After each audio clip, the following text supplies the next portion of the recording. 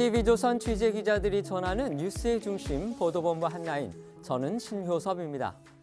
아랍에미레이트를 방문 중인 윤석열 대통령이 무함마드 UAE 대통령으로부터 300억 달러, 우리 돈 약 37조 원의 투자를 약속받았다고 대통령실이 발표했습니다. 무함마드 대통령은 윤 대통령과의 정상회담에서 어떤 상황에서도 약속을 지키는 대한민국에 대한 신뢰로 투자를 결정했다, 이렇게 직접 밝힌 것으로 전해졌습니다. 대통령이 세일즈 외교에 동분서주하고 있는 사이 국민의힘에선 다음 당권을 둘러싼 친윤계와 나경원 전 의원 측의 갈등이 첨입 가경입니다. 친윤계는 나 전 의원을 약자 코스프레를 하는 제2의 유승민으로, 나 전 의원은 친윤 핵심을 제2의 진박 간별사로 몰아세우며 진흙탕 싸움을 벌이고 있습니다. 관련 영상 먼저 본 다음 대통령실과 여당 소식부터 전해드리겠습니다.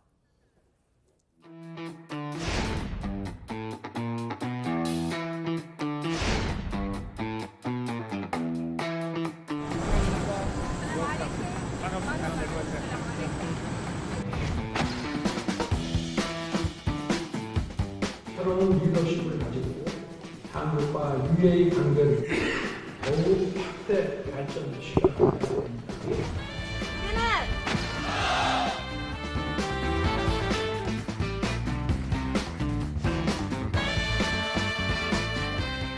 UAE와 대한민국은 최상의 파트너입니다.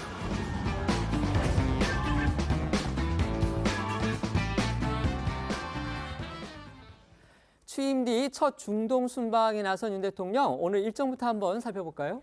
네, 아랍에미리트 국빈 방문 사흘째인 오늘 윤 대통령은 양국 기업인들을 만납니다. 한국과 UAE 기업인들이 참석하는 비즈니스 포럼에 참석하는 건데요.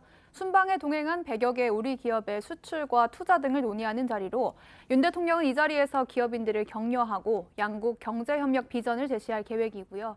대통령실은 오늘까지 양국 정부와 공공기관, 기업 간에 40건이 넘는 양해각서와 MOU가 체결될 것으로 예상하고 있습니다. 또 윤 대통령의 오늘 일정에는 대기업과 중소, 중견기업으로 구성된 경제사절단과의 만찬도 예정돼 있습니다. 어제는 기분 좋은 소식도 들려왔죠. 300억 달러, 우리 돈으로 약 37조 원에 달하는 투자 유치 소식이었습니다. 윤 대통령이 현지 시간으로 15일 무함마드 UAE 대통령과 정상회담을 갖고 우리 돈 37조 원에 달하는 투자 약속을 받았습니다. 무함마드 대통령은 어떤 상황에서도 약속을 지키는 한국에 대한 신뢰를 강조하며 투자를 결정한 것으로 알려졌는데요. 무함마드 대통령이 말한 어떤 상황에서도 지키는 약속이란 사막 한가운데 한국이 완공한 바라카 원전에 대한 신뢰를 뜻하는 것으로, 이러한 신뢰가 이번 대규모 투자 약속의 배경으로 해석이 되고 있습니다. 윤 대통령은 꼼꼼히 챙기겠다고 또 화답을 했습니다. 또한 대통령실에 따르면 37조 원에 달하는 이번 투자는 UAE가 국가 간 맺은 투자 중 가장 큰 규모라고 하는데요. UAE는 앞서 영국에 약 15조 원, 중국에 약 6조 2천억 원, 프랑스에는 약 2조 200억 원의 투자를 약속한 적이 있습니다. 아직까지는 일종의 이제 어음이긴 하지만요. 그래도 어쨌든 새 강국에 약속한 금액을 다 합한 것보다도 많은 액수의 투자를 약속받은 겁니다. 네, 이관섭 국정기획수석의 현지 브리핑도 잠시 들어보시죠. UAE 국부 펀드 등이 에너지, 원전, 수소, 태양광, 방산 등의 한국 기업에 300억 불을 투자하고 한국 정부는 이를 적극적으로 지원하기로 하였습니다. 국내 유망 기업의 글로벌 경쟁력 강화와 우리 자본시장의 발전에 크게 기여할 것으로 기대됩니다. 근본 투자 협약 금액은 그간 UAE의 유사 투자 협력 사례를 감안할 때 압도적으로 큰 금액으로 결정되었습니다. 네, 300억 달러, 우리 돈 37조 원에 달하는 이런 대규모 투자 약속은요, 우리 실무진들조차도 예상하지 못한 일이라고 합니다. 한국일보에 따르면 한 대통령실 고위 관계자는 UAE 행정청장에게 실무자 간에 50억에서 100억 달러 정도를 얘기를 했는데 너무 큰 숫자가 아니냐고 물었다면서 UAE 행정청장이 한국 기업의 성장성과 우수성, 한국 경제 전반에 대한 신뢰를 바탕으로 한 투자라고 답했다, 이렇게 전하기도 했는데요. UAE가 약속 약속한 약 37조 원은 에너지, 원전, 수소, 태양광, 방산 분야의 한국 기업에 투자될 전망이고요. 양국 정상은 전략적 방산 협력을 비롯해서 원전 제3국 공동 진출, 원유 공동 비축, 다목적 수송기 공동 개발 등 양해각서 13건도 체결을 했습니다. 관련해 양국 대통령의 정상회담 모두 발언 들어보겠습니다.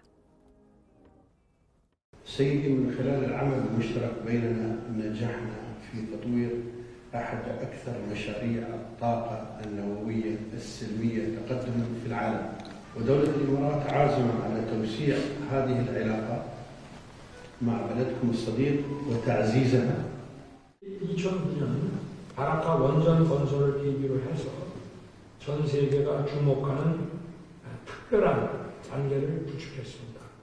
양국 관계를 새로이 발전시키기 위해서 원자력, 에너지, 기업 투자, 방산, 이 4대 핵심 분야의 전략적 협력을 강화해 나가야 한다는데 전적으로 공감합니다. 윤 대통령은 지금 이제 국빈 초청 형식으로 UAE를 방문하고 있는데요. 그래서 그런지 이 UAE 측의 아주 극진한 대접도 화제가 되고 있습니다. 그렇습니다. UAE를 국빈 방문한 거는 우리나라 정상으로는 처음이라는데요. 윤 대통령에게 UAE 측의 최고 수준의 예우가 계속 이어지고 있습니다. 지난 14일에 윤 대통령이 탑승한 공군 1호기가 UAE 방공 식별구역에 들어설 때는 좌우로 2대씩 총 4대의 공군 전투기가 출격해서 윤 대통령이 탑승하고 있는 공군 1호기를 호위했고요. 또 아부다비 왕실 공항에 도착했을 때는 무함마드 대통령의 친동생인 압둘라 외교장관 등 고위급 인사들이 마중 나와서 윤 대통령과 김 여사를 영접했는데요. 특히 압둘라 장관은 윤 대통령과의 환담에서 우리는 행운이 있다는 걸 믿는다고 말했는데 대통령실은 이런 발언이 신에 대한 믿음까지 포함되는 이슬람 문화가 녹아있는 매우 드문 표현이라면서 우리 대통령과 영부인에게 최상급의 극진한 예우를 한 것이라고 강조했습니다. 지난 14일 밤에는요, 그 UAE 대통령용의 모습이 또 아주 인상 깊었습니다. 네, 맞습니다. 윤 대통령의 국빈 방문 일정이 시작된 이 14일 밤 UAE는 이 대통령궁의 조명을 붉은색과 파란색으로 비췄습니다. 윤 대통령을 환영하기 위해 태극 무늬 색깔을 조명에 응용한 건데요. 보시는 것처럼 아부다비의 야경과 어우러져서 멋진 장면을 연출했습니다. 뿐만 아니라 주요 도로에는 태극기와 UAE 국기가 함께 줄지어 걸려있는 모습도 볼 수가 있었고 76층 높이로 아부다비에서 두 번째로 높은 아부다비 국영석유회사 건물 전면에 설치된 대형 LED 전광판에는 태극기와 함께 환영합니다라는 문구가 한글과 아랍어, 영어로 번갈아가며 나타나기도 했습니다. 다음 날 열린 공식 환영식에서는요. 아부다비 하늘에 태극 무늬를 상징하는 빨간색 그리고 파란색 연무가 그려졌습니다. UAE 공군 전투기 7대가 대통령궁 위에서 열을 맞춰 고개 비행하면서 빨간색과 파란색 연무를 수놓은 건데요. 지상에서는 말과 낙타를 탄 병사들이 도열한 상태로 윤 대통령 부부의 입장을 맞이했고요. 이어 태극기를 흔드는 UAE 어린이들의 환영과 함께 국가 원수를 예우하는 21발의 예포가 울렸는데요. 이런 환영식은 국영 아부다비 방송을 통해 생중계되기도 했습니다. UAE에서는 국비 방문이 그다지 흔치가 않다고 합니다. 그렇습니다. UAE에 국빈이 방문했던 사례는요. 2019년에 조 바이든 미국 대통령 그리고 2021년에 무함마드 빈 살만 사우디아라비아 왕세자 이후에 윤 대통령이 2년여 만에 처음이라고 합니다. 이에 대해서 대통령실 고위 관계자는 UAE에서는 국빈 방문 행사가 2년에 한 번 있을 정도로 흔치 않다면서 바이든과 빈 살만에 이은 윤 대통령의 이번 국빈 초청에 의미를 부여하기도 했습니다. 관련해서 양국 정상의 발언 들어보겠습니다. في بلدكم الثاني دولة الإمارات العربية المتحدة. نقدر بأن أول زيارة لدولة منذ توليكم الرئاسة هي دولة الإمارات. 무엇보다 저와 우리 대표단을 정말 따뜻하게 환대해 주신 것에 대해서 정말 깊이 감사드립니다. 이번 방문은 1980년 양국 수교 이후 첫 국빈 방문이자 저와 모하메드 대통령 취임 후에 첫 해외 국빈 방문입니다. 이는 한국과 UAE 발전에 대한 저와 모하메드 대통령님의 강력한 의지를 보여주는 것이고 그래서 더욱 특별한 의미가 있다고 생각합니다. 윤 대통령이 언급한 것처럼 1980년 양국이 이제 수교한 이후에 우리나라 대통령의 첫 국빈 방문이다. 이런 점도 우리에게는 이제 외교적으로 의미가 있는데요. 거기에 더해서 이 300억 달러 투자 약속이라는 실질적 성과까지 지금 이뤄낸 겁니다. 그렇습니다. 이번 UAE 국빈 방문에서 투자 유치와 수출 확대 등 세일즈 외교에 초점을 맞추면서 제2의 중동 붐에 대한 교두보를 마련하겠다는 윤 대통령의 구상이 탄력을 받게 된 셈인데요. 또 이번 정상회담에서 윤 대통령은 양국 관계를 최고 수준으로 발전시키자면서 무함마드 대통령의 올해 방한을 요청했고요. 무함마드 대통령은 한국은 마음속의 제2의 고향이라면서 기쁜 마음으로 조만간 한국을 방문하겠다고 말했습니다. 네, 정상회담 직후 이어진 국빈 오찬에서는 최고위 이 귀빈에게만 대접한다는 낙타고기가 주 메뉴로 올랐습니다. 중동에서 낙타고기는 대중적인 음식이 아니라 상당히 값비싸고 희귀한 음식으로 정작 UAE뿐만 아니라 중동 지역에서도 낙타고기를 먹어본 사람은 흔치 않다고 하고요. 그래서 중동에서는 손님에게 낙타 요리를 주는 건 전 재산을 내주는 것과 마찬가지라는 말이 있을 정도라고 합니다. 낙타고기를 오찬 메뉴로 대접한 무함마드 대통령은 한국의 형제들에게 따뜻한 설 인사와 UAE 방문에 환영의 뜻을 전한다고 말을 했고요.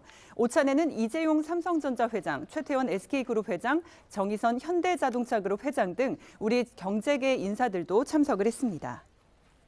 아랍에미레이트를 이제 국빈 방문 중인 윤석열 대통령이 아주 극진한 대접을 받는 모습 저희가 지금 함께 봤는데요.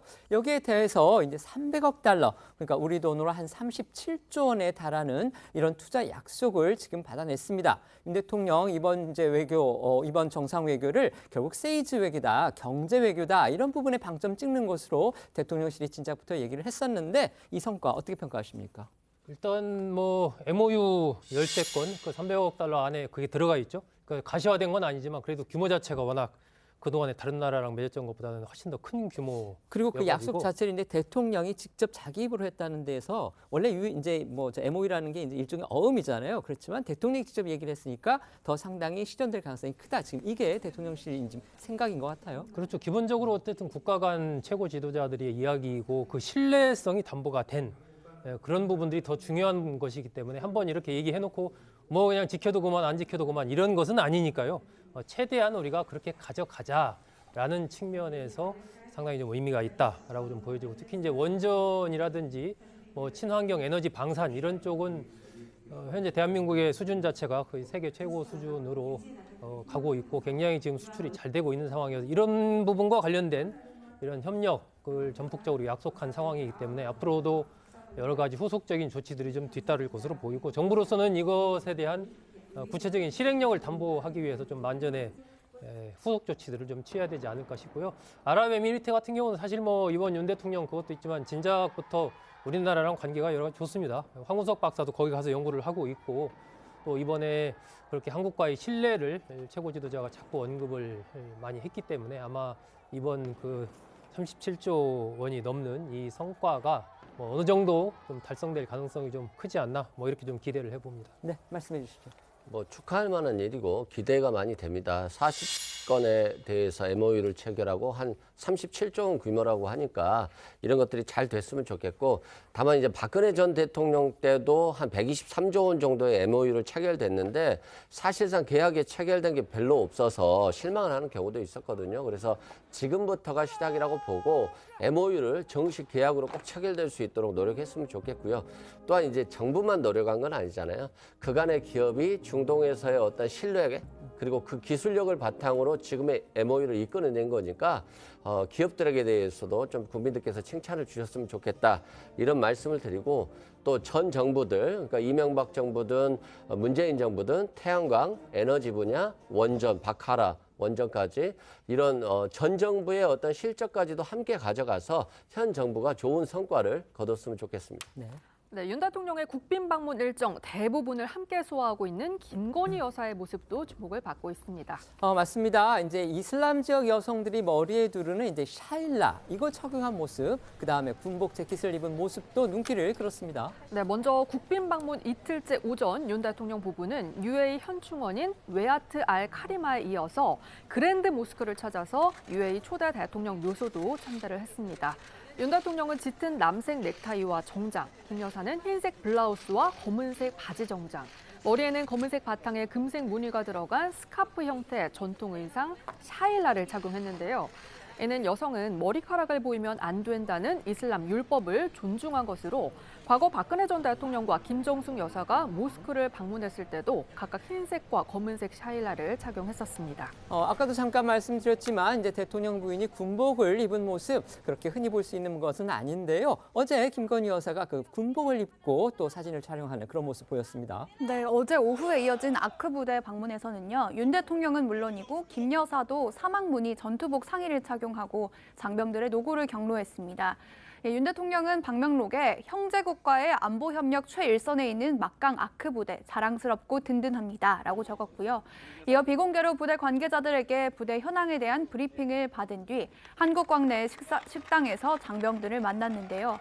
이 자리에서 윤 대통령은 여러분은 우리 대한민국의 최정예 요원들이라면서 여러분이 왜 UAE에 오게 됐느냐? UAE는 바로 우리의 형제 국가이기 때문이다 라고 말했습니다.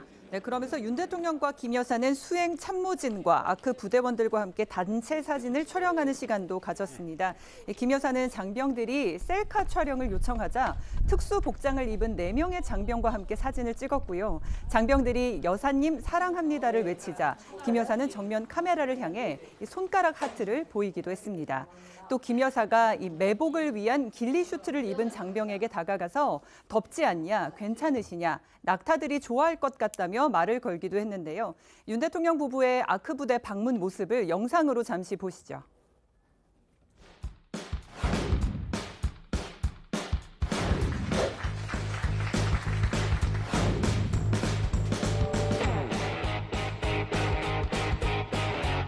이곳에 와서 활약하는 것이 바로 대한민국 국방력을 전 세계에 그대로 보여주는 것입니다.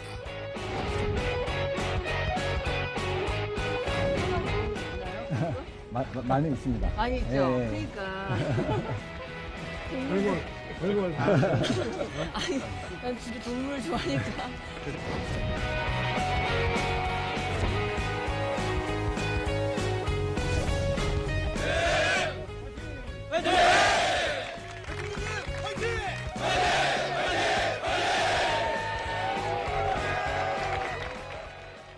김 여사는 또 아크 부대 방문 중 생활관에서 여군들과 별도의 환담 시간을 가졌습니다. 대통령실에 따르면 김 여사는 생활관에서 만난 여군들에게 군복 입은 여러분들을 UAE에서 만나니 자랑스럽고 든든하다면서 국가를 위해 헌신하겠다는 여러분들의 결심이 없었다면 이처럼 어려운 사막의 상황을 견디기 힘들었을 것 같다고 했고요. 이 시간이 국가와 개인에게 모두 도움이 되는 시간이 됐으면 좋겠다며 응원을 전했다고 합니다.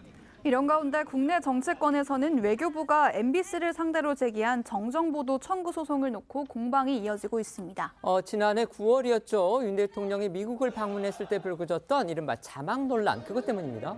네, 바이든이냐 날리면이냐 지난해 9월에 윤 대통령의 미국 방문 당시 발언을 두고 일었던 논란 다들 기억하실 텐데요. 당시 대통령실은 이게 날리면이었다고 했고요. 이후에 외교부가 10월에 MBC를 상대로 언론중재위원회에 정정보도 청구를 제기했는데 MBC가 허위 보도가 아니라는 이유로 정정보도를 하지 않으면서 11월에 조정 불성립이 됐습니다. 이런 상황에서 외교부가 지난달 19일에 MBC를 상대로 정정보도 청구 소송을 제기했다는 사실이 뒤늦게 알려진 건데요. 외교부가 제기한 소송의 원고는 박진 외교부 장관이고 피고는 박성재 MBC 문화방송 대표이사로 알려졌습니다. 네, 이런 소식이 전해지자 어제 민주당에서는 강한 비판이 나왔는데요. 이 김의겸 대변인은 서면 브리핑에서 무엇이 진실인지 알 수 없는데 어떻게 정정 보도를 하라는 말이냐면서 애꿎은 언론사 핑계는 접어두고 윤 대통령이 직접 국민 앞에 무슨 말을 했던 것인지 밝혀야 한다고 말을 했습니다. 반면 오늘 관련 질문을 받은 국민의힘 박정하 수석 대변인은 당에 여쭤볼 일이 아닌 것 같다며 외교부 측으로 공을 넘겼습니다. 관련해서 오늘 나온 여야의 목소리를 한번 들어보겠습니다. 이 일이 일어났던 게 단순하게 감정 문제 아니면 이 윤석열 대통령과 정부에 대한 정치적인 문제가 아니라 우리의 우방 국가고 우리의 가장 강력한 동맹 국가인 미국과의 관계에 흠집을 낼 수 있는 사건이다 이렇게 규정을 하고 있는 것 같습니다. 대한민국 정부가 아니라고 수차례 얘기했음에도 불구하고 여기에 대한 정정 보도가 제대로 이루어지지 않았거든요. 외교부에서 한미 간의 관계에 관한 문제니 이 부분에서만큼은 정정 보도에 대해서 사실관계에 대한 정리를 좀 매듭을 짓고 가고 싶다라고 하는 의지의 표현이 아닌가 생각합니다. 발언 당사자는 윤석열 대통령이면 윤석열 대통령이 직접 하든가 아니면 최소한 대통령실에서 해야 됩니다. 대통령이 발언한 거잖아요. 이거에 대해서 허위라는 입증 책임은 대통령이 있습니다. 그러니까 이러나 저러나 대통령이 할 수밖에 없는데 왜 이걸 외교부 시키냐. 고발 사주랑 똑같은 거예요. 그러니까 남을 뭐 문제를 제기하거나 소송하는 거는 다른 사람 시키고 뭔가 성과가 내는 거는 내가 하고 그런 모양이죠. 말씀드린 대로 윤석열 대통령이 지금 외유 중인 가운데서 외교부가 지난해 9월이었죠. 윤 대통령이 이제 미국 방문 중에 나왔던 이른바 자막 논란과 관련해서 외교부 명의로 MBC에 대해서 정정 보도 신청을, 그러니까 소송을 제기한 사실이 밝혀졌습니다. 당시에도 이게 과연 어떤 것이 그 맞는 표현이냐를 두고서 여러 가지 논란이 많았는데요. 그런데 김의겸 대변인은 계속 이제 지금까지 민주당은 계속 그것이 바이든 대통령을 공격한 것이다 이렇게 주장을 해왔는데 어제 또 브리핑에서는 무엇이 진실인지 알 수 없다 또 이렇게 전제를 달아서 이건 또 어떤 경우인지 저희가 궁금하기는 한데 어쨌든 이 소송 어떻게 보십니까? 꼭 이 소송이 필요할까 싶어요. 또 외교부가 MBC를 상대로 낸 소송이 대신은 대통령께서 말을 하신 거기 때문에 대통령의 입에서 나온 것이고 따라서 대통령실에서 하는 게 일단 맞다 이런 말씀 드리고 바이든이냐 난리문이냐 이거 가지고 국민들께서 많이 실망을 했잖아요. 그리고 많은 국민들이 어떤 사람은 바이든으로 어떤 사람은 난리문으로 듣고 대통령실조차도 한 15시간 만에 이게 바이든이 아닙니다라고 홍보수석이 발표할 정도로 전문가에게 의존을 해야지만 이게 확인이 된다는 거잖아요. 근데 그 전문가의 의견도 다르기 때문에 언론이라고 하는 것은 자신들이 평가하고 판단해서 기사화해야 되는 것이지 대통령실에서 바이든이 아니야 난리문으로 기사화해 이럴 수는 없는 거잖아요. 그래서 이건 언론의 자유 영역에 남겨둬야 되는 것이 맞고 이걸 정정보도 청구의 방법으로 해서 고치려고 하는 것은 오히려 언론을 좀 압박하는 것으로 보여지기 때문에 저는 언론의 자유로 맡겨놓는 게 좋겠다 말씀드립니다. 그런데 이제 또 달리 생각을 해보면 어쨌든 말을 한 사람은 그 당사자가 제일 잘할 텐데 당사자가 아니라고 하는데 굳이 또 그걸 아니라고 얘기하는 거 이 부분은 또 어떻게 해야 될지라는 그런 부분도 지금 문제는 있거든요. 어떻게 보십니까? 그러니까 MBC 입장에서는 이제 바이든이라고 판단하게 된 근거가 무엇인지 이제 이런 부분에 대해서 좀 시청자들한테 밝힐 필요가 있는 거죠. 왜 그런 자막을 뭐 바이든 또는 뭐 다른 식으로 여러 가지 논란이 될 표현이라는 정도였으면은 뭐 모르겠는데 어쨌든 바이든이라는 표현을 한 것이기 때문에 그럼 MBC는 왜 그런 판단을 한 것인가라는 부분에 대한 어떤 납득한 설명 이런 게 좀 뒤따라야 되지 않을까 싶고 저는 뭐 지난번에도 제가 전에도 얘기했는데 어쨌든 MBC가 그런 과정을 소상하게 좀 밝힐 필요가 있다. 그리고 기본적으로 법적인 공방으로 이 문제가 가져가는 것은 저는 바람직하지는 않다. 이렇게 좀 생각을 합니다. 네. 윤 대통령이 이처럼 사막 한가운데서 외자 유치에 공을 들이고 있는 상황에서요. 국민의힘은 전당대회를 앞두고 지금 나경원 전 의원 측하고 친윤 진영의 갈등이 아주 격화되고 있는 그런 분위기입니다. 윤 대통령이 출국 직전이었던 지난 13일 오후에 전격적으로 나 전 의원을 저출산위원회 부위원장직 그리고 기후대사직에서 해임한 게 이른바 윤심이 나 전 의원을 떠났다는 징표로 해석이 되면서 국민의힘에 아주 큰 파장을 불러온 것도 사실입니다. 나 전 의원이 사의를 표명했는데도 굳이 사의 수리가 아니라 자리를 빼앗는 이 해임이라는 표현을 쓴 거 이게 아주 결정적이었다 이런 평가가 나옵니다. 그렇습니다. 지금까지 상황을 놓고 봤을 땐요. 나경원 전 의원이 좀 코너에 몰리고 있는 거 아닌가 이렇게 보이는데요. 어제 이 자신을 찍어내리고 있는 친윤계 핵심을 향해서 제2의 진박감별사가 당을 쥐락펴락한다고 쏘아붙여서 친윤계에 사실상 선전포고를 했다 이런 해석이 나오고 있습니다.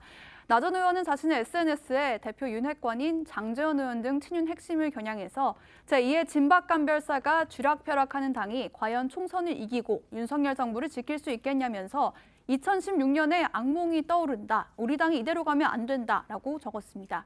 이렇게 된 발단은요. 지난주에 장 의원을 선두로 친윤계 인사들이 잇따라 나서서 나경원은 반윤이다. 나경원은 제2의 유승민이다. 이런 식으로 몰아가면서 나 전 의원의 전대 출마를 저지하기 위해 총력전을 펼쳤기 때문으로 보입니다. 친윤계와 가까운 김성태 중앙위원회 의장, 그러니까 국민의힘 중앙위원회 의장입니다. 얼마 전에 사면 복권도 됐죠.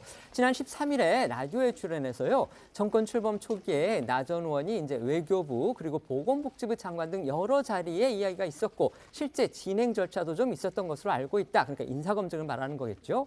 그런데도 왜 장관이 못 됐는지 그건 본인이 제일 잘할 것이다. 이런 식으로 나 전 의원의 이제 인사 결격 문제를 주장한 것에 대해서 나 전 의원 측이 특히 격분했다. 이런 얘기도 들립니다. 그렇습니다. 여기에 더해서 장제원 의원의 경우에는요. 그제 페이스북을 통해서 고민이 길어진다는 등 천천히 사색의 시간을 가져본다는 등 간부기 정치가 민망해 보일 따름이라면서 얄팍한 지지율과 일자리가 필요한 정치 낭인들에 둘러싸여 헛발질을 거듭하고 있는 나 전 의원이 느닷없이 민주투사로 둔갑해버릴 눈물의 출마 선언을 기대해본다고 나 전 의원을 공개 비판했습니다. 또 나 전 의원의 대학 동기인 박수영 의원도 어제 나 전 의원의 현재 상황을 나 홀로 집에라고 표현한 이 사진을 공유했는데요. 이게 사실 지난 토요일에 TV조선 뉴스 7 코너인 뉴스야에서 방송된 내용입니다. 당시에 나 전 의원이 이렇게 아집을 계속 부리면 이렇게 될 수도 있겠다라는 내용이었는데 이 박수영 의원이 이걸 올리면서 이번에 잘못된 판단으로 아래 사진처럼 희화화되는 모습이 너무 안타깝다고 했습니다.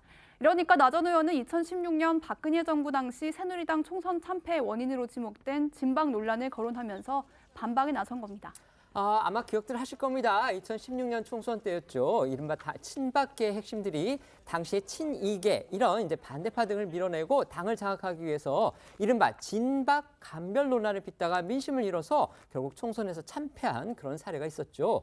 나 전 의원이 이제 자신을 비윤으로 몰아가니까 이런 전례를 상기시키면서 결국 친윤계에게 일격을 가한 건데요. 그런데 곧바로 장제원 의원이 또 반박을 했죠. 네, 당권 주자인 이 김기현 의원과 김장 연대를 구축한 장제원 의원은 SNS를 통해서 저는 제2의 진박 간별사가 될 생각이 결코 없으니 나 전 의원도 제2의 유승민이 되지 말길 바란다고 반격을 했는데요. 그러면서 윤 대통령이 제대로 일을 할 수 있든 없든지 간에 꼭 내가 당대표가 되어서 골을 넣어야겠다, 스타가 되어야겠다라고 생각하는 정치인은 필요 없다고 나 전 의원을 직격했습니다. 그런데 이 같은 나 전 의원, 그다음에 친윤계 핵심 간의 가시돋친 설전을 바라보는 당권 주자들의 시선 아주 미묘하게 엇갈린 듯 그렇게 보입니다. 네, 앞서 설명했듯이 장제원 의원과 김장연대로 뭉친 이 김기현 의원은 직접적인 언급은 자제하면서도요. 우회적으로 나 전 의원을 겨냥하는 듯한 발언을 내놨습니다. 어제 김 의원은 조수진 의원의 주최로 열린 서울 양천갑 당원대회에 참석해서 당대표는 자기가 잘나서 뽑는 것도 아니고 자기 정치를 하라고 뽑는 것도 아니고 자기가 다음에 더 출세하기 위한 디딤판을 만들기 위해 뽑는 게 아니다라고 말을 했는데요. 목소리를 직접 들어보겠습니다. 당대표가 자기 잘나서 뽑아주는 것도 아니고 자기 정치하라고 뽑아주는 것도 아니고 자기 다음에 더 출세하는 디딤판 만들라고 뽑아주는 것도 아니고 당대표를 뽑을 때는 반드시 윤석열 대통령과 서로 마음이 통하고 뜻이 통하고 눈빛만 봐도 서로의 마음을 이해할 수 있는 그런 대표를 뽑아야 된다 이렇게 생각하는데 여러분 그렇지 않습니까? 반면 나 전 의원 출마가 경쟁 구도상 나쁠 게 없는 안철수 의원은요. 나 전 의원을 두둔하는 목소리를 냈는데요. 진박 간별사라든지 이런 것과 비슷한 행태가 이번 선거에 재현되는 건 우리가 망하는 길이라면서 지난번에 그것 때문에 이길 뻔한 선거를 졌지 않나라고 비판을 했고요. 오늘 한 라디오에 출연해서도 비슷한 얘기를 전했습니다. 이어서 듣고 오겠습니다. 사실 전당대회라는 것이 축제의 장이 돼야 되고 사실 누가 이기든지 거기에서 우리가 승리할 수 있겠다는 그런 마음들을 함께 모으고 그래서 당이 컨벤션 효과를 얻어야 이제 그 굉장히 바람직한 전당대회 아니겠습니까? 네. 근데 이게 오히려 분열로 가고 더 나쁜 거는 그 예전에 진박 간별사 때문에 완전히 다 이길 선거를 망친 적들이 있습니다. 그리고 사실 그 비슷한 일들이 계속 있어 왔는데 이번에도 그러면 안 되죠. 이제 안철수 의원으로서는요, 이제 원래 범친윤계로 분류가 됐지만, 이제 지금은 뭐 거의 비윤계로 몰리고 있는 나 전 의원이 출마를 해야 어쨌든 친윤계 표를 분산시킬 수가 있고, 또 혹시 이제 자신이 결선 투표에 진출하고 나 전 의원은 그거에 실패할 경우에 나 전 의원과 연대해서 승기를 잡아보겠다, 이런 전략적 계산을 했을 것으로 보입니다. 어떻든 전대 초기부터 이렇게 갈등이 격화하니까 정진석 비대위원장이 결국 참지 못하고 진화에 나섰죠. 네, 정진석 비대위원장은 당내 모두가 계파 없는 친윤이라면서 이 친윤, 반윤이란 단어를 쓰지도 말자라고 하면서 전당대회를 대통령 공격하고 당에 흠집 내려는 기회로 삼으려고 하면 즉각 제재하겠다고 경고했습니다. 오늘 나온 정 비대위원장의 목소리 듣고 오겠습니다. 국민의 지혜와 저력을 믿고 우리 집권 여당이 혼연일체 일심동체가 되어서 기필코 윤석열 정부를 성공시켜야 합니다. 3월 전당대회는 그 결의를 다지는 자리가 되어야 합니다. 전당대회가 시작도 하기 전에 상대방을 향한 말이 같은 당 동지라고 하기에는 너무 날이 서 있는 느낌입니다. 좀 더 차분하게 갔으면 좋겠습니다. 우리 당은 윤석열 대통령의 얼굴, 윤석열 대통령이 이뤄낸 성과로 내년 총선을 치르게 될 것입니다. 이준석 사태로 몸살을 겪은 지 얼마나 됐다고 지금 국민의힘이 친윤계하고 나경원 전 의원 측이 지금 엄청나게 정말 격한 대립을 하고 있습니다. 말 그대로 진흙탕 싸움을 벌이고 있는데요. 나 전 의원에 대해서는 뭔가 이제 정부직도 하고 그다음에 당권도 욕심내고 너무 욕심이 많은 거 아니냐, 이런 비판이 나오고 있고, 친윤계에 대해서는 아니 전당대회 출마하는 건 누구나 할 수 있는 일인데 그걸 강제로 주저앉히기 위해서 저렇게 폭력적이고 포갑적으로 나올 일이냐, 이런 지금 비판이 양측 모두에 대해서 쏟아지고 있습니다. 물론 양측 다 할 말은 있겠죠. 하지만 이 상황에 대해서 많은 국민이 과연 어떻게 생각하고 있을지 참 궁금한데요. 이거 어떻게 보십니까? 참 볼썽사납죠. 지금 그 국민들 여러 가지 물가고 등 해서 굉장히 어려운 상황인데 집권당의 대표를 뽑는 이 전당대회 국면에서 이런 모습이 펼쳐진다는 게 참 안타깝습니다. 이게 어떤 정책이나 비전을 가지고 싸우는 것도 아니고 또 후보 주자들끼리 맞붙는 것도 아니에요. 예를 들면 장제원 의원이 주자는 아니지 않습니까? 그런데 나서서 이제 특정 주자에 대한 공격을 하고, 제가 보기에는 좀 심한 것 같다, 이런 생각이 듭니다. 그러니까 아까 말씀하신 대로 여러 가지 각각의 갖고 있는 명분은 있지만 어쨌든 전당대회 출마는 누구나 할 수 있고 그런 건데 그 과정 관리가 너무 투박하고 국민들이 보기에 너무 볼썽사납다 하는 이런 생각이 들어서 조금 더 이 과정을 좀 더 격이 있게 가져가야 되고, 향후에 그런 집권당 대표로서 어떻게 당을 좀 이끌어가고 대통령과 호흡을 맞출지, 또 야당과의 관계는 어떻게 가져갈지, 이러한 문제를 놓고 서로 좀 의견을 나누고 서로 좀 대립을 하고 이런 모습이 보이면 괜찮은, 지금은 이제 친윤이냐 반윤이냐 이런 구도로만 흘러가고 향후에 또 내년 총선을 대비한 여러 가지 공천 등등 때문에 확실하게 이번에는 이제 우리 쪽 사람이 돼야 된다, 이것이 국민 눈에 너무나 그냥 투박하게 보이니까 이건 좀 아니지 않느냐. 그래서 지금 아까 정진석 위원장이 이야기한 대로 어쨌든 서로 의견이 다를 수도 있지만 그것들을 좀 전체로 가져가는 이 과정에서의 관리, 이런 것은 지금 굉장히 좀 필요한 시점이 아닌가 싶습니다. 네.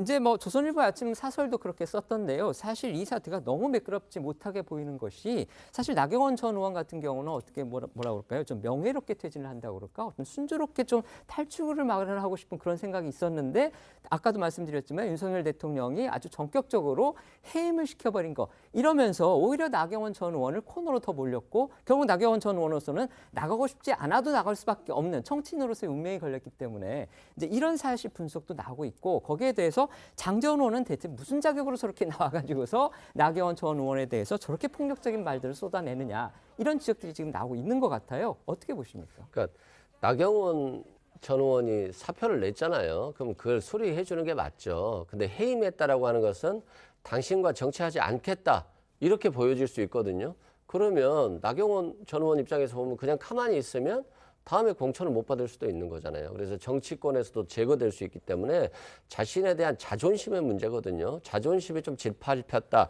이렇게 생각되는 것 같고 당대표 출마는 자유잖아요.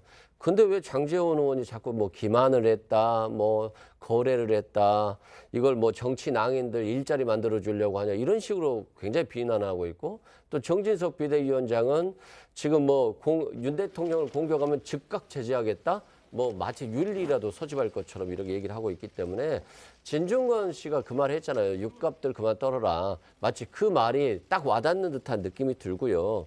진박간별사 이제 좀 지겹잖아요. 이게 진박간별사를 통해서 박근혜 전 대통령이 성공한 정부가 된 게 아니고 실패한 정부가 됐잖아요.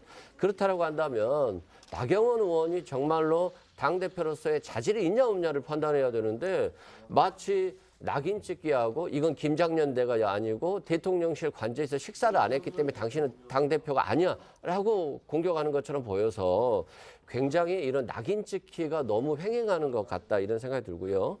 또한 김기현 전 원내대표도 자신의 비전과 정책으로 내가 이 당을 이렇게 이끌고 정부를 이렇게 성공시키겠다는 것이 아니라 나는 눈빛만 봐도 대통령을 알아요. 라고 하는데 눈빛만 알아서 뭐 정부가 성공할 수 있겠습니까?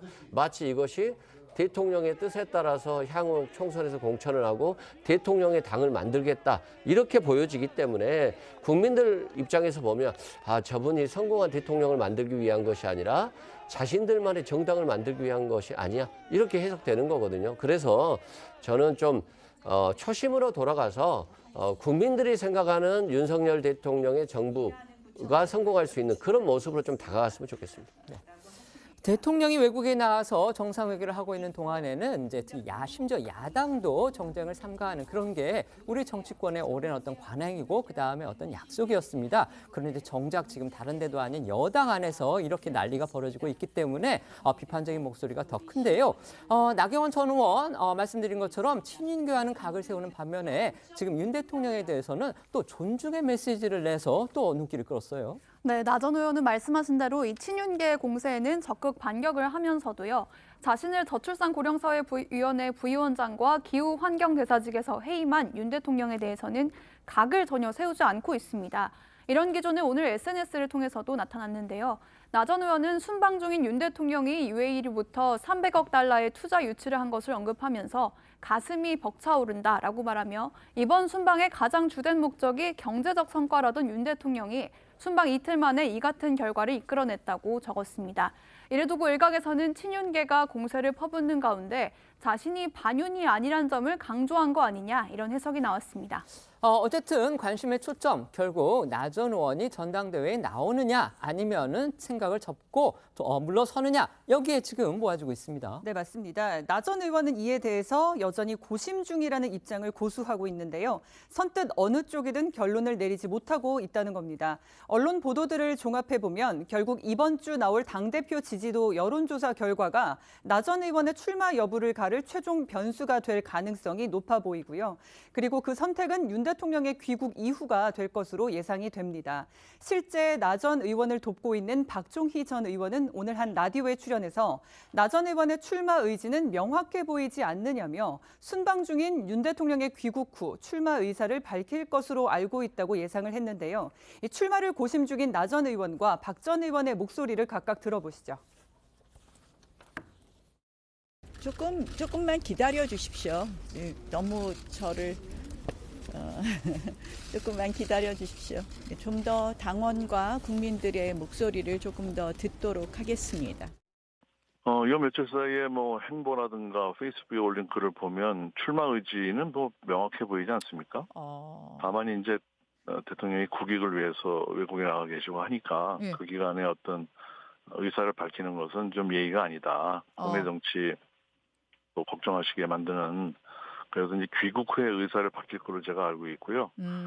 사실상 뭐 나 전 대표 같은 경우에는 저출산 부위원장 사의를 표할 때부터 그런 출마 의지가 좀 굉장히 컸다 이렇게 보여지고 있습니다. 이런 가운데에서 이제 눈길을 끄는 여론조사 하나가 발표됐습니다. 그런데 이 여론조사 결과를 두고서 지금 또 적절성 논란이 불거진 그런 상황이에요. 네, 지난 14일 국민의힘 지지층을 대상으로 차기 당대표 적합도를 묻는 여론조사가 발표됐는데요. 조사 결과 김기현 의원과 나 전 의원이 오차 범위 내 접전을 벌이고 있는 것으로 나타났습니다.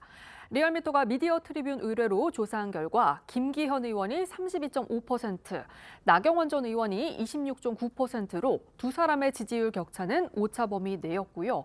이어 안철수 의원은 18.5%, 유승민 전 의원은 10.4%를 기록했습니다.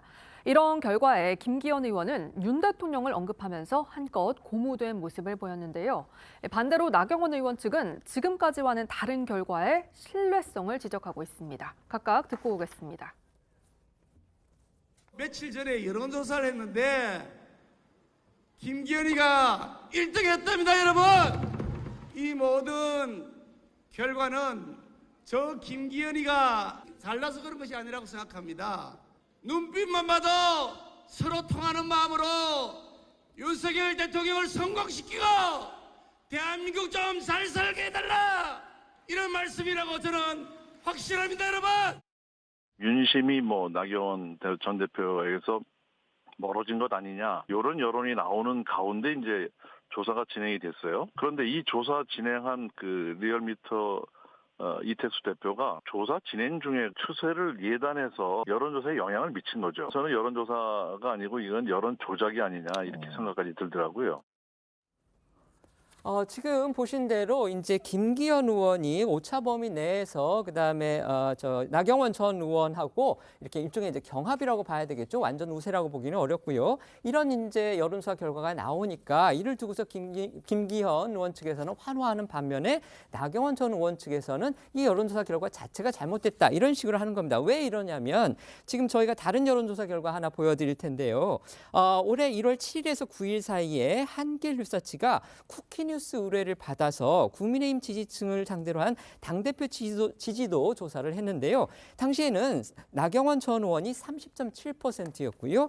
김기현 의원이 18.8%였습니다. 이 차이는 사실 오차 범위 밖으로 이렇게 볼 수 있기 때문에 단 며칠 사이에 이 여론의 흐름이 과연 바뀐 것이냐. 물론 이제 국민의힘 지지층만을 대상으로 한 조사 결과이기 때문에 윤석열 대통령의 마음이 어디에 있느냐에 따라서 당연히 바뀔 그런 여지는 충분한 거지만, 그렇다고 이렇게 단시일 내에 여론의 흐름이 바뀔 수 있는 것이냐, 이 부분을 지금 나경원 전 의원 측에서는 문제를 삼고 있는 거고, 또 다른 쪽에서도 혹시 여론조사 결과가 뭔가 문제가 있는 거 아니냐, 그렇다면 다음에 나올 여론조사는 과연 어떻게 되느냐, 이 부분에 지금 관심이 모아지고 있는 겁니다. 이 여론조사 결과 어떻게 보십니까?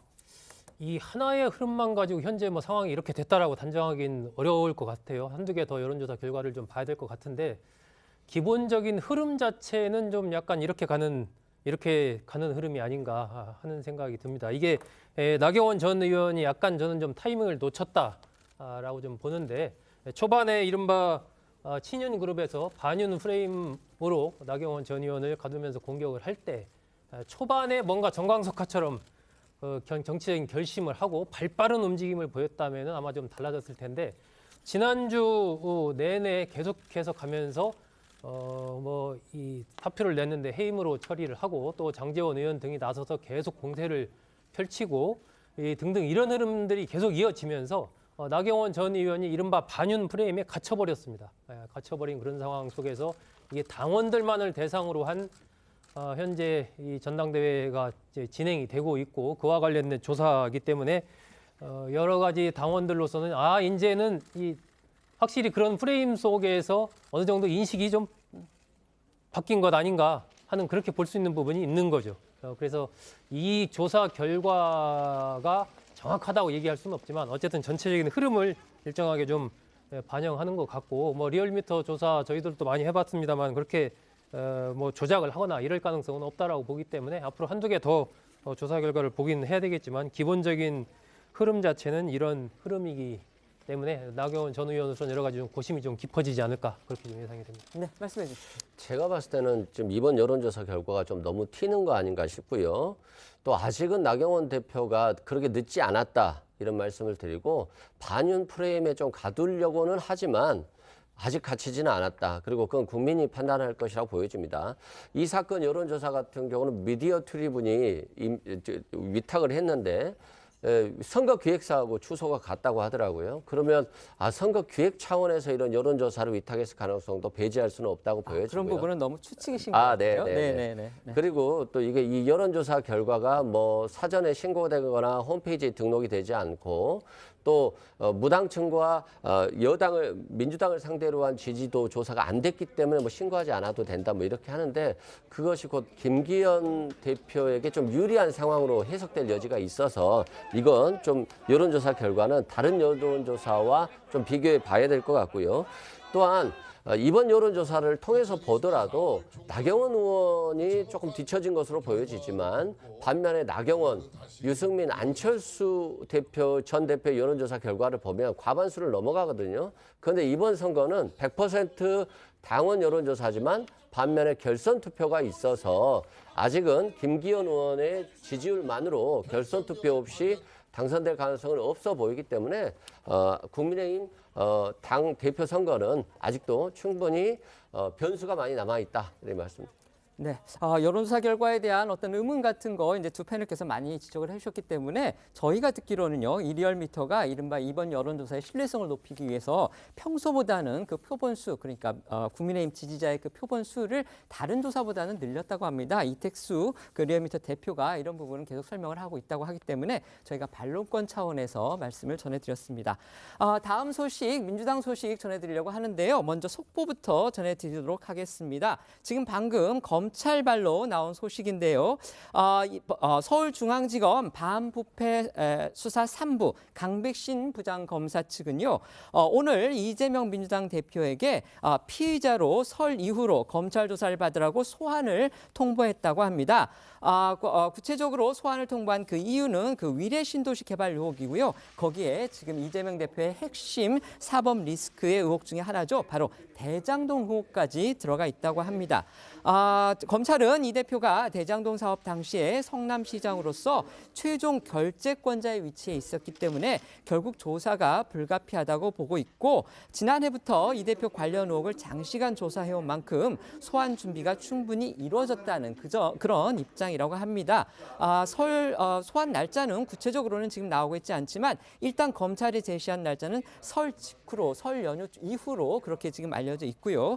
결국 이제 관심은 이재명 대표가 이 소환에 응하느냐 이 부분일 텐데요. 이것과 관련해서는 저희가 준비해 놓은 그런 얘기들도 있기 때문에 이후에 저희가 패널들하고 얘기를 또 짚어보도록 그렇게 하겠습니다. 지금부터 이제 민주당 소식 본격적으로 짚어볼 텐데요. 이재명 대표를 향한 사법 리스크 중 하나인 변호사비 대납 의혹의 핵심 인물이죠. 쌍방울 김성태 전 회장이 내일 귀국합니다. 네, 김성태 전 회장은요, 지난 10일 태국의 한 골프장에서 현지 이민국에 체포가 됐고요. 체포 이틀 만인 지난 12일 쌍방울 그룹 관계자를 통해서 즉시 귀국해 성실히 조사에 임하겠다는 공식 입장을 밝힌 바 있었습니다. 이어 김 전 회장은 지난 13일 주태국 한국대사관에서 귀국에 필요한 여행증명서를 발급받은 것으로 알려졌고요. 현지 시각으로 내일 새벽 0시 50분쯤 한국으로 출발해 우리 시각으로 내일 오전 8시를 넘겨서 인천공항에 도착할 예정입니다. 이로써 지난해 5월 말 싱가포르로 출국한 후 8개월 동안 이어져 온 김성태 전 회장의 초호화 도피 생활이 막을 내리게 됐죠. 김 전 회장은 현재 횡령 및 배임 혐의로 체포영장이 발부된 상태고요. 대북 송금 의혹과 이재명 대표의 변호사비를 대납했다는 의혹도 받고 있는 상황입니다. 검찰은 태국 현지에 이미 수사관을 보낸 상태인데 김 전 회장이 태국 방콕에서 인천공항행 항공편에 탑승하는 즉시 체포영장을 집행할 것으로 알려졌습니다. 또 김 전 회장이 항공편에 몸을 싣는 순간 체포영장이 집행돼 48시간의 영장 만료 시한이 흘러가기 때문에 구속영장 청구에도 속도를 낼 방침인데요. 검찰은 김 전 회장의 신병을 안정적으로 확보한 뒤 쌍방울 관련 의혹 전반을 확인할 예정이고 김 전 회장에 대해서는 변호인을 제외한 사람들의 접견을 금지하는 조치도 검토 중입니다. 관련해 김 전 회장의 과거 모습과 체포 당시 영상 이어서 보겠습니다. 쌍방울 강림 나우스 직원 여러분, 임직원 여러분, 강림은 작년 매출 목표보다 상회하는 목표를 달성했습니다. 쌍방울 강림 나우스 임직원 여러분, 사랑하고 감사합니다.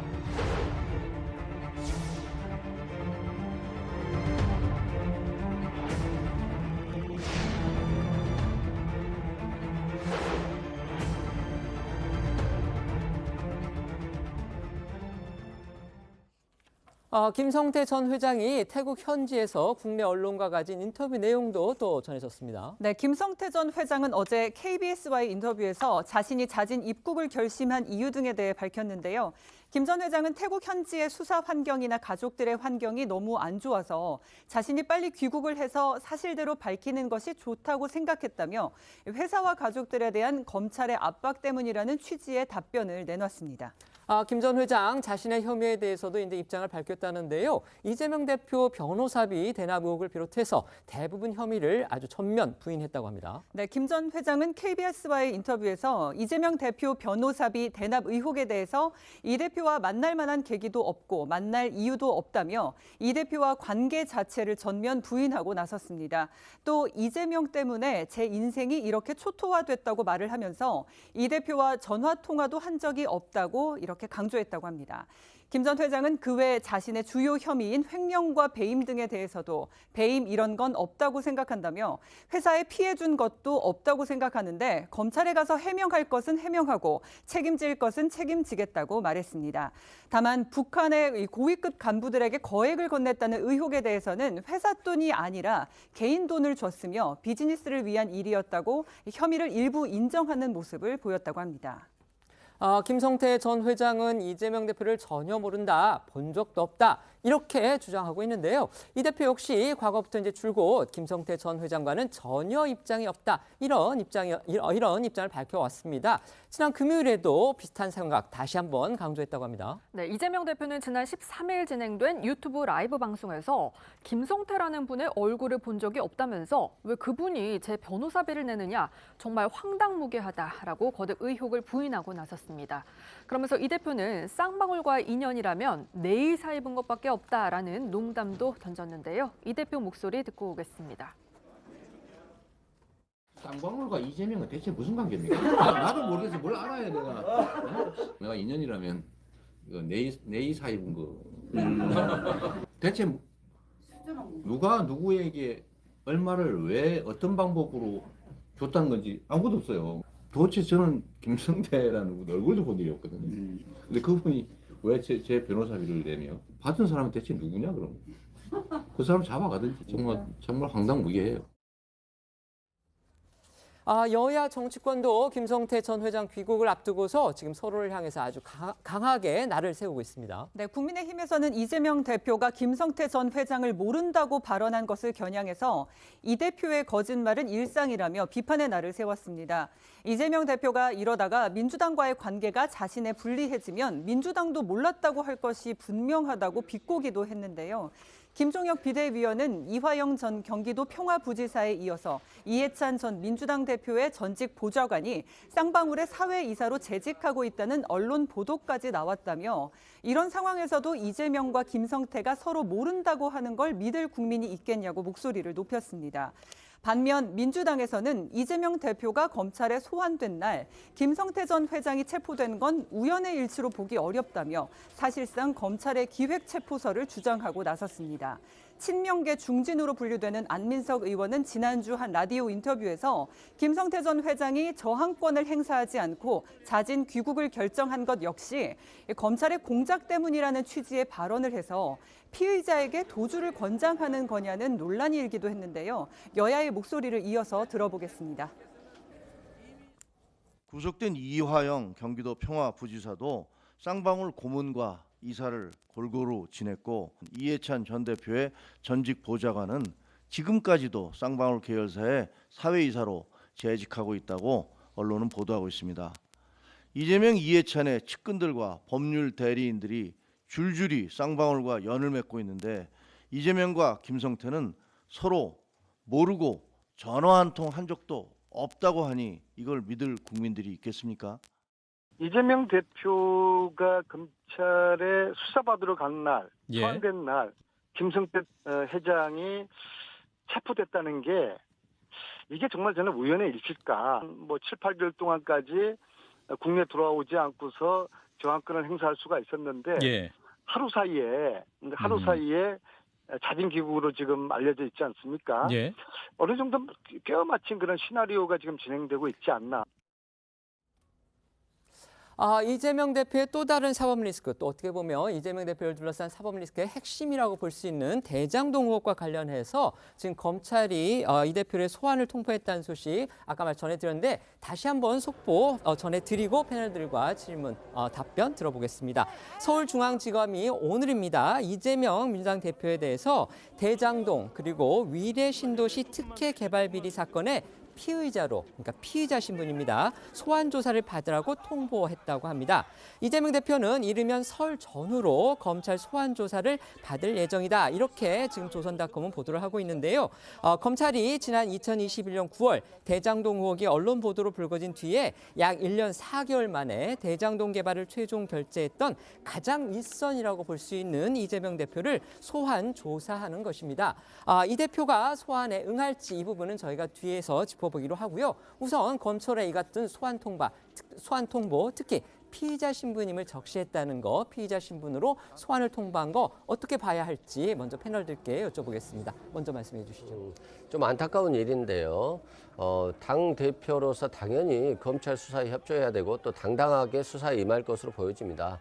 다만 야당 대표에 대한 애우 차원을 떠나서 건 바이 건으로 사건이 있을 때마다 계속해서 소환 조사하고 어떤 프레임을 씌우고 범죄자 프레임 또는 민주당에 대한 방탄 프레임을 씌우는 그런 의도로 충분히 볼 수 있기 때문에 이렇게 사건별로 이렇게 부르는 것보다는 한꺼번에 좀 일거에 수사를 해주시는 게 더 좋을 것 같다 이런 생각이 들고요. 또 실제 1년 한 4개월 정도 된 것 같은데 또 이 수사가 도대체 얼마나 오래 갈지도 궁금합니다. 그래서 김성태 쌍방울 전 회장도 들어오겠지만 저는 수사는 빨리빨리 진행되고 그것에 대해서 의혹인 건지 아니면 의혹이 사실이 아닌 건지를 검찰에서 서명 밝혀주는 것도 검찰의 임무라고 생각을 하고요. 변호사시니까 제가 한번 여쭤볼게요. 이제 피의자 신분으로 조사를 했다. 그렇다면 검찰이 이재명 대표에게 두고 있는 혐의점이 있을 거 아닙니까? 그 혐의점은 어떤 거라고 생각을 하십니까?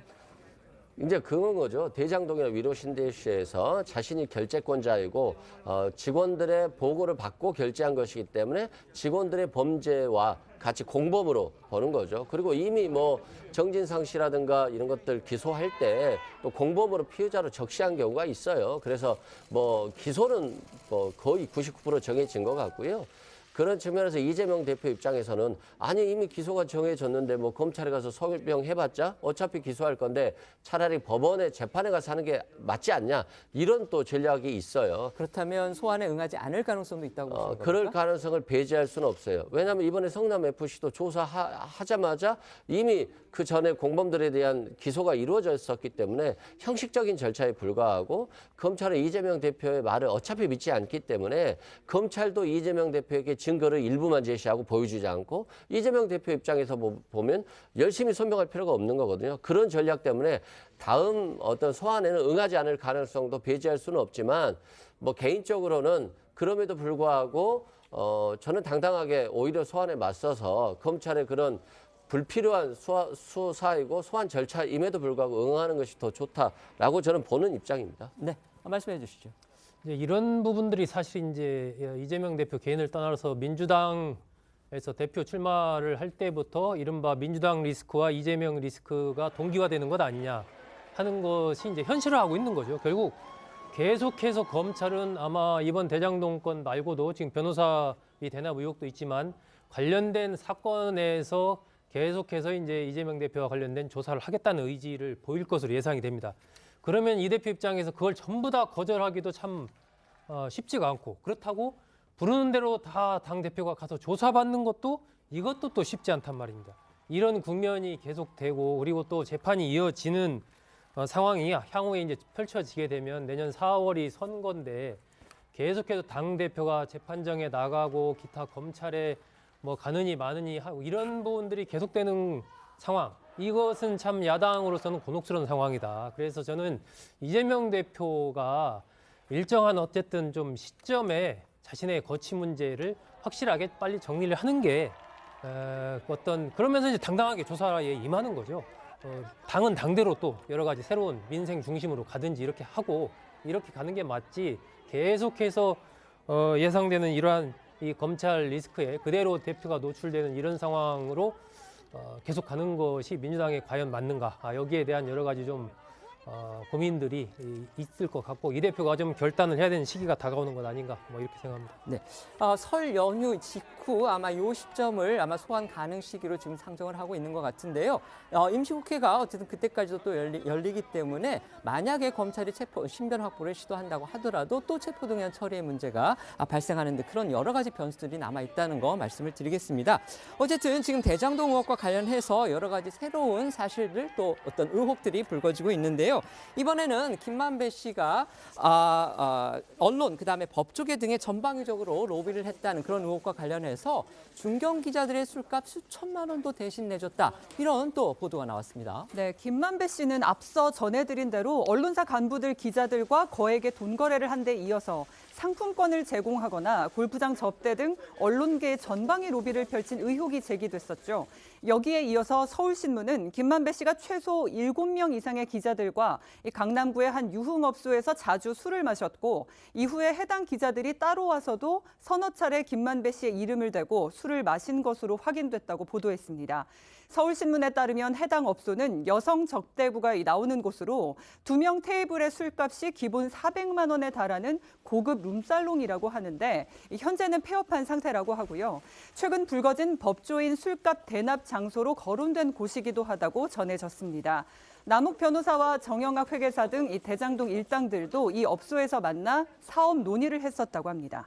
이재명 당시 성남시장이 성남시 관계자들을 이제 패싱, 이른바 이제 건너뛰고 유동규 전 본부장 등 성남도시개발공사 관계자로부터 직접 그 사업에 대한 보고를 받았다. 이런 보도도 나왔습니다. 네, 동아일보 보도 내용인데요. 검찰이 당시 대장동 사업에 관여한 성남시 현직 공무원들을 잇따라 불러 조사하는 과정에서 당시 이재명 성남시장이 공무원들을 건너뛰고 성남도시개발공사 관계자들로부터 직보를 받아 사업을 진행해왔다는 진술을 확보한 것으로 파악됐다고 합니다.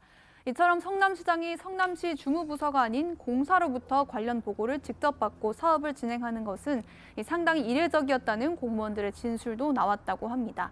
동아일보는 검찰이 대선 전인 지난 2021년 대장동 수사 초기부터 이재명 대표에게 배임 혐의를 적용해 피의자로 입건했던 것으로도 확인됐다고 보도했습니다. 이어서 지난해 7월 새로 구성된 수사팀은 대장동 의혹을 재수사하는 과정에서 대장동 의혹의 핵심자를 이재명 대표를 보고 이르면 이달 말 불러 조사할 방침으로 전해졌습니다. 결국 이제 설 연휴 검찰 소환 조사 이것이 가시화한 셈인데요. 민주당 이재명 대표 측의 반응이라든지 그다음에 민주당의 공식 입장이 아직 전해지지 않아서 그건 들어오는 대로 오늘 아니면은 내일 방송에서 저희가 전해드리도록 그렇게 하겠습니다. 지금부터는 오늘 하루 놓치면 안 되는 핫한 뉴스를 모아 전해드리는 어쩌다 이런 일이 코너로 이어가겠습니다.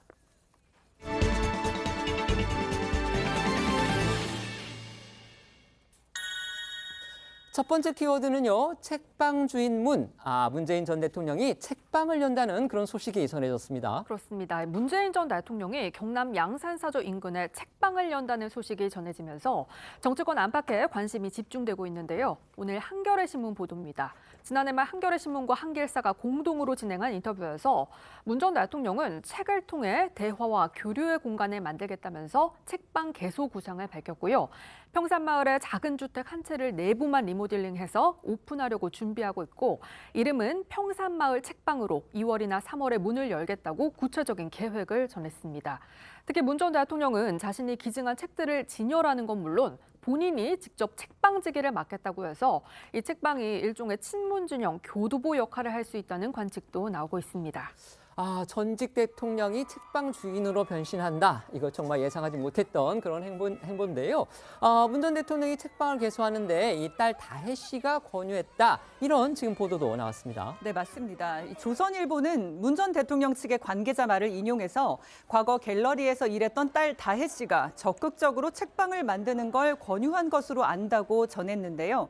문 전 대통령의 딸 다혜 씨는 최근 김정은 위원장이 문 전 대통령에게 선물한 풍산개 반환 논란 직후 문 전 대통령과 개 사파가 들어간 달력을 판매하면서 문 전 대통령 관련 굿즈 사업에 본격적으로 뛰어드는 게 아니냐는 관측이 나오기도 했었습니다.